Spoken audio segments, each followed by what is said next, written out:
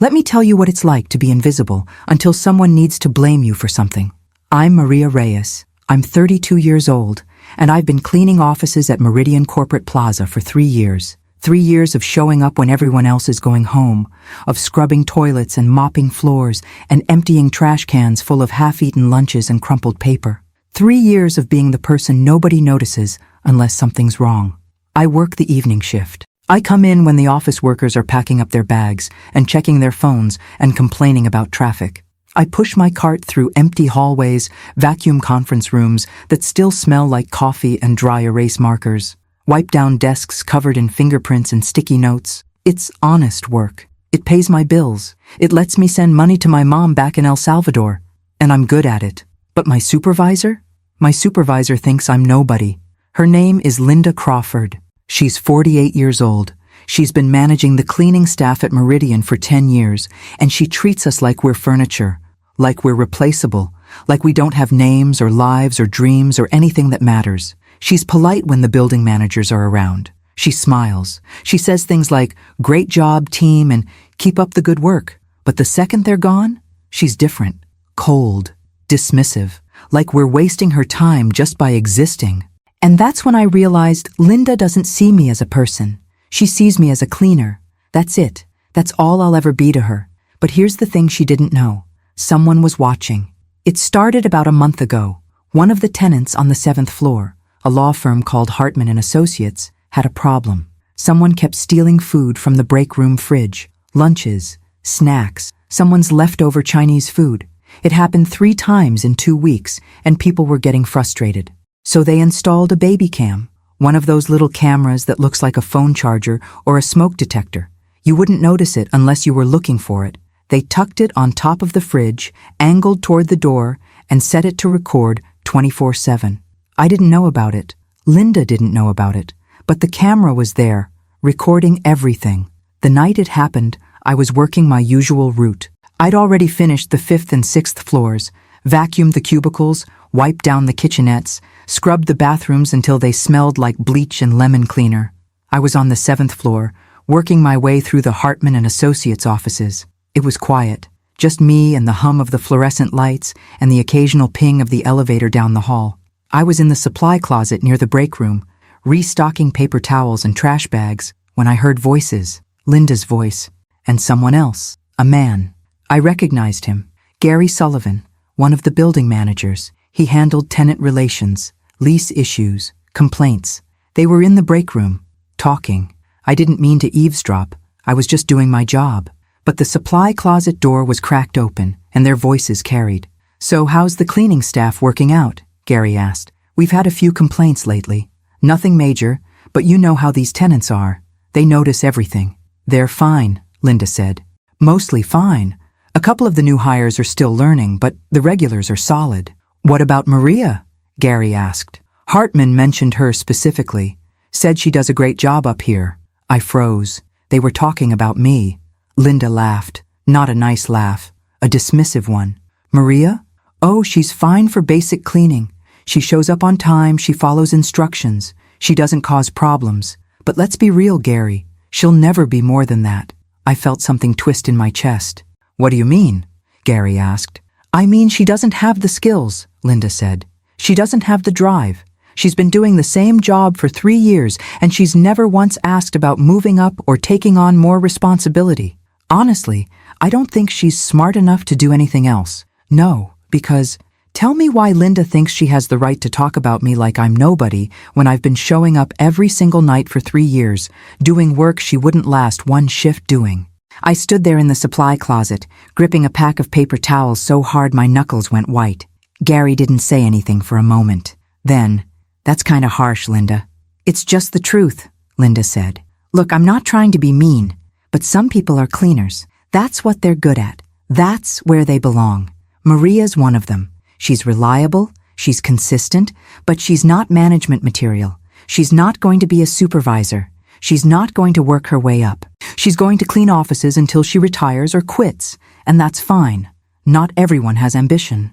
I wanted to walk into that break room and tell her exactly what I thought of her. I wanted to ask her how she knew what I was capable of when she'd never once asked me what I wanted, what I was working toward, what I dreamed about. I wanted to tell her that I'd been taking English classes at the community college for the past year, that I was saving up to get my GED, that I had plans, that I had goals, but I didn't. Because here's the thing about people like Linda. They don't care what you have to say. They've already decided who you are, and nothing you say is going to change their mind. So I stayed in the supply closet, silent, invisible, while my supervisor told a building manager that I'd never be more than a cleaner. And then they left. I waited until I couldn't hear their voices anymore. Then I walked into the break room, finished wiping down the counters, emptied the trash, and moved on to the next office. I didn't cry. I didn't let myself feel anything. I just did my job. I went home that night and sat in my tiny studio apartment with the lights off, staring at the wall. I kept replaying Linda's words in my head. She'll never be more than that. She doesn't have the drive. I don't think she's smart enough. I thought about all the times I'd smiled at Linda when she walked past me in the hallway. All the times I'd said, "Yes, ma'am," and "No problem," and "I'll take care of it." All the times I'd worked through my break because we were short-staffed, or stayed late to cover someone's shift, or cleaned up messes that weren't my responsibility because I wanted to do a good job. And this is what she thought of me. I pulled out my phone and opened the Notes app. I started typing. A list of everything I'd done in the past 3 years, every extra shift I'd covered, every time I'd helped train a new hire, every compliment I'd gotten from tenants in the building, lawyers, accountants, consultants who'd stop me in the hallway to say, "Thank you," or "The office looks great," or "We really appreciate you." I had proof that I was good at my job, but Linda had already decided it didn't matter, because to her, I was just a cleaner, and I'd never be anything more. 2 days later, I was on the 7th floor again, working my usual route. I was vacuuming the hallway outside Hartman & Associates when one of the lawyers walked out of the office. Her name was Elena Park. I'd seen her around. Mid-30s, always dressed in sharp suits, always carrying a leather briefcase and a coffee cup.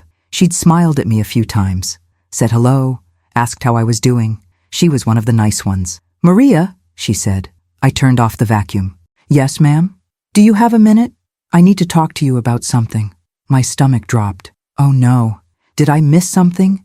Did I mess up a cleaning? Is she going to complain? "Of course," I said. "Is everything okay?" Elena glanced down the hallway, then stepped closer and lowered her voice. "I need to show you something," she said. "But not here. Can you meet me in the conference room in 10 minutes? I nodded, confused. "Okay." She walked back into the office. I stood there in the hallway, my heart pounding, trying to figure out what I'd done wrong. 10 minutes later, I knocked on the conference room door. "Come in," Elena said. I stepped inside. She was sitting at the table with her laptop open. Another lawyer, a man I didn't know, was sitting next to her. "Maria, this is my colleague, James Hartman. He's one of the senior partners here." James nodded at me. "Thanks for coming in. Please have a seat." I sat down, my hands folded in my lap, trying not to panic. "Am I in trouble?" I asked quietly. "No," Elena said quickly. "Not at all. But we need to talk to you about something that happened a couple of nights ago." She turned her laptop toward me. On the screen was a video, black and white, a little grainy, the break room. And then I heard it, Linda's voice. "Maria? Oh, she's fine for basic cleaning. But let's be real, Gary. She'll never be more than that." I stared at the screen. "She doesn't have the skills. She doesn't have the drive. Honestly, I don't think she's smart enough to do anything else." My face felt hot. My hands were shaking. Elena paused the video. "We installed a camera in the break room a few weeks ago," she said gently. "We were trying to figure out who was taking food from the fridge, but when we reviewed the footage, we found this." I didn't know what to say. James leaned forward. "Maria, what Linda said was completely inappropriate. It was disrespectful, it was unprofessional, and frankly, it was cruel. We wanted you to know," Elena said, "because you deserve to know what your supervisor is saying about you behind your back." I looked down at my hands. "I already knew," I said quietly. They both looked at me. "I was in the supply closet that night," I said. "I heard everything." Elena's expression softened. "And you didn't say anything?" I shook my head. What was I supposed to say? She's my supervisor. I'm just a cleaner. Who's going to believe me? James and Elena exchanged a look. "We believe you," James said. And that's when I realized something. For the first time in 3 years, someone was actually listening to me. I sat in that conference room, staring at the frozen image on Elena's laptop screen. Linda's face, mid-sentence, telling Gary Sullivan that I'd never be more than a cleaner. James leaned back in his chair. Maria, I want you to understand something. What Linda said wasn't just offensive. It could be considered workplace discrimination. I looked up at him. Discrimination? She's your direct supervisor, Elena explained. She has power over your job assignments, your schedule, your opportunities for advancement. And she just told a building manager that you don't have the intelligence or capability to move beyond your current role. That's not performance-based criticism. That's personal bias. And it's on camera, James added. Which means we have proof. I didn't know what to say. Part of me wanted to feel vindicated, but mostly I just felt humiliated, because now these lawyers, these successful, educated people, had seen my supervisor dismiss me like I was nothing, like I was exactly what Linda said I was. What happens now? I asked quietly. Elena and James exchanged another look. That depends on you, Elena said. We can report this to the building management company. We can file a formal complaint on your behalf, or, if you prefer, we can handle this quietly and just make sure Linda knows we're aware of what she said. But, James said, if we're going to do anything, we need your permission. This is about you. You get to decide. I thought about that. I thought about Linda walking past me in the hallways, smiling her fake smile, acting like she valued my work, when really she thought I was too stupid to do anything else. I thought about all the other cleaners on our crew, the women who worked just as hard as I did, who showed up every night, who did their jobs with dignity even though people like Linda looked right through them. And I thought about what would happen if I stayed quiet. Nothing would change. Linda would keep managing us. She'd keep dismissing us. She'd keep deciding who was worth investing in and who would never be more than a cleaner. And I'd just keep pushing my cart through empty hallways, invisible. I want to report it, I said. Elena smiled. Okay, we'll help you. That same evening, Elena drafted an email to the building management company. She copied me on it. The subject line read, "Formal complaint regarding supervisor conduct." I read it on my phone during my break. Sitting in the basement storage room where we kept the cleaning supplies, Elena had attached the video. She'd outlined exactly what Linda said, when she said it, and why it was inappropriate. She explained that Linda's comments suggested bias that could affect my employment opportunities and working conditions. And then she wrote this: Maria Reyes is a dedicated, reliable, and professional member of the Meridian cleaning staff. She has consistently provided excellent service to our firm for 3 years. The comments made by her supervisor do not reflect Maria's work ethic, capability, or value as an employee. We believe this matter requires immediate review and action. I read that part 3 times. No one had ever written anything like that about me before. No one had ever called me dedicated, reliable, professional. No one had ever said I had value. I closed my eyes and took a breath. Then I forwarded the email to my personal account, just in case I needed it later. 2 days later, I got called into a meeting. Not with Linda, with her boss. His name was Richard Torres. He was the regional manager for the cleaning company that staffed Meridian Corporate Plaza. I'd seen him a handful of times over the years, always in a suit, always carrying a clipboard, always talking to building managers or tenants, but never to us. The meeting was in one of the empty offices on the 3rd floor. When I walked in, Richard was sitting at a table with a woman I didn't recognize. She introduced herself as Angela Morris, the HR director for the cleaning company. "Maria, thank you for coming," Richard said. "Please, sit down." I sat. Angela opened a folder. "We received a complaint from Hartman & Associates regarding comments made by your supervisor, Linda Crawford. We've reviewed the video footage they provided, and we take this matter very seriously." I nodded but didn't say anything. "We need to hear your side of the story," Richard said. "Can you walk us through what happened that night?" So I did. I told them I was restocking supplies in the closet. I told them I heard Linda and Gary talking. I told them exactly what Linda said, word for word, because I'd replayed it in my head 100 times since. "And you didn't report this when it happened?" Angela asked. "No." "Why not?" I looked at her.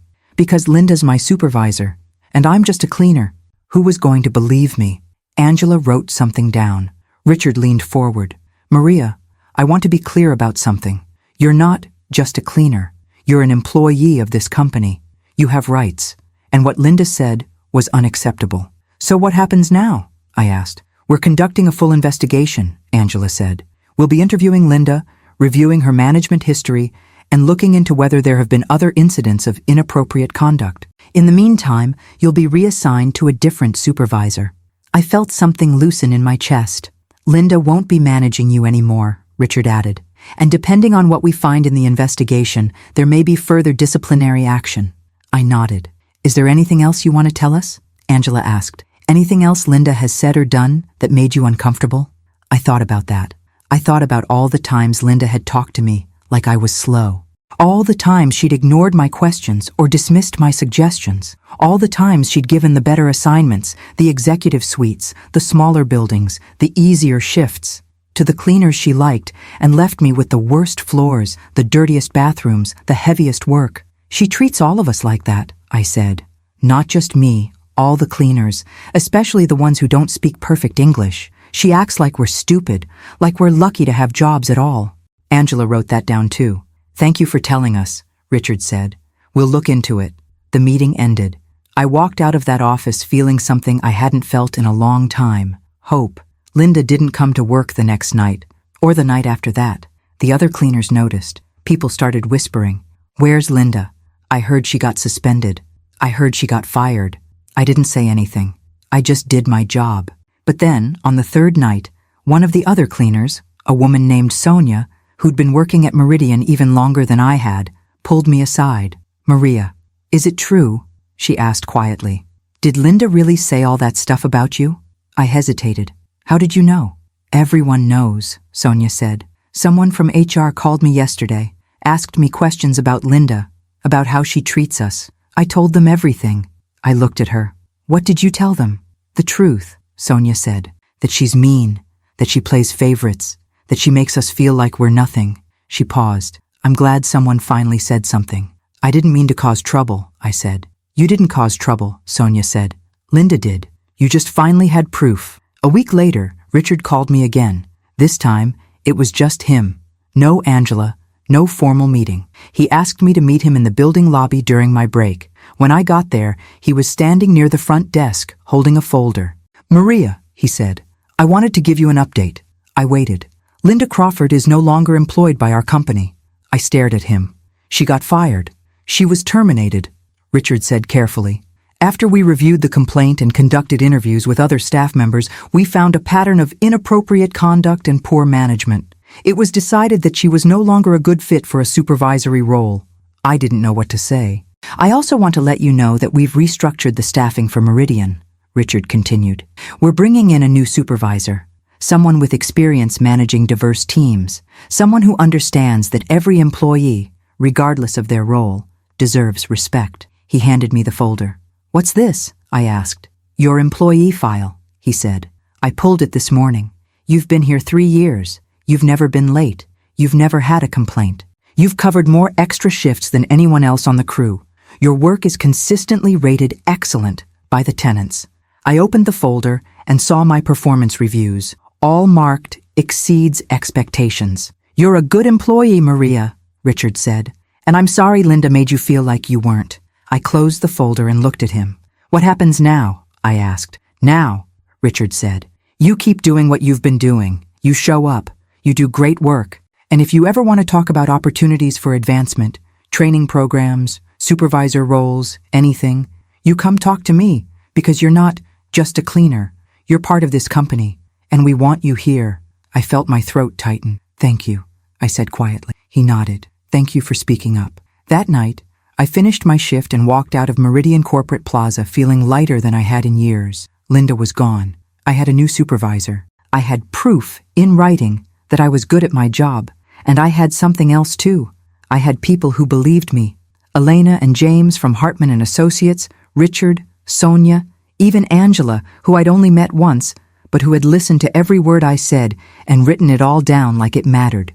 Because it did matter. I mattered. And for the first time in 3 years, I actually believed it. The next week, I walked past the break room on the 7th floor and saw Elena standing by the coffee machine. She smiled when she saw me. Maria, how are you? I'm good, I said. Thank you. For everything. You don't have to thank me, Elena said. You deserved to know what Linda said, and you deserved better than how she treated you. I nodded. Can I ask you something? Elena said. Of course. You mentioned you're taking classes. English, right? Yes, I said. At the community college. I'm working on my GED. Elena smiled. That's great. If you ever need a letter of recommendation, for a job, for school, for anything, let me know. I'd be happy to write one. I stared at her. Really? Really, she said. You're hardworking, reliable, and professional. Anyone would be lucky to have you. I felt tears prick the corners of my eyes. Thank you, I said again. Elena squeezed my arm.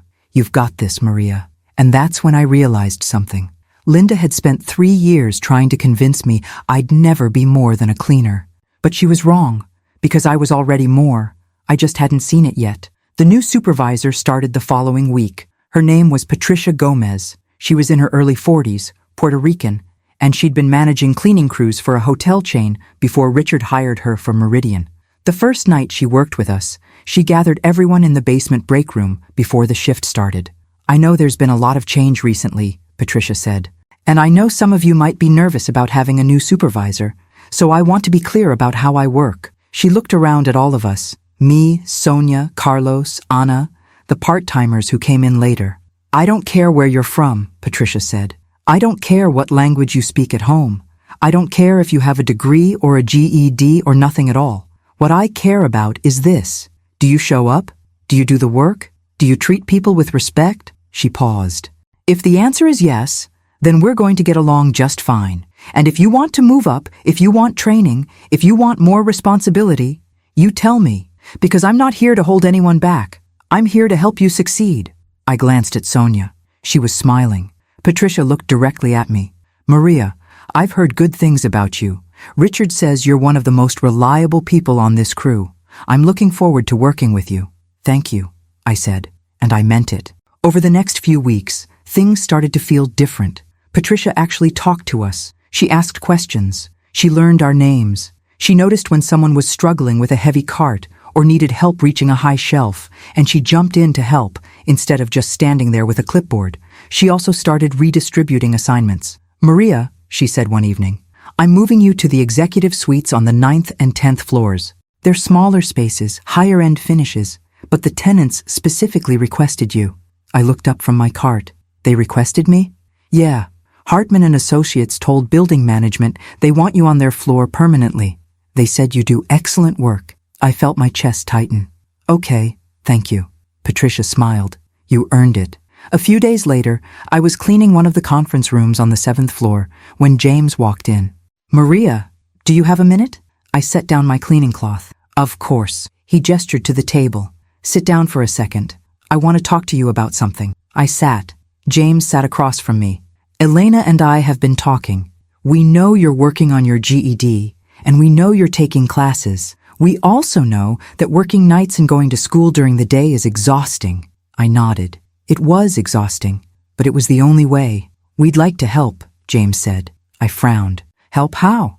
Our firm has a partnership with a workforce development program, he explained.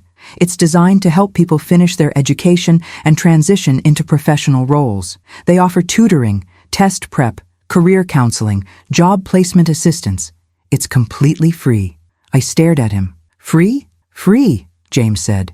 And if you're interested, Elena and I would be happy to sponsor your application. We'd write recommendations, we'd vouch for you, we'd make sure you get accepted. I didn't know what to say. Why would you do that? I asked quietly. James looked at me like the answer was obvious. Because you deserve it. Because you work hard.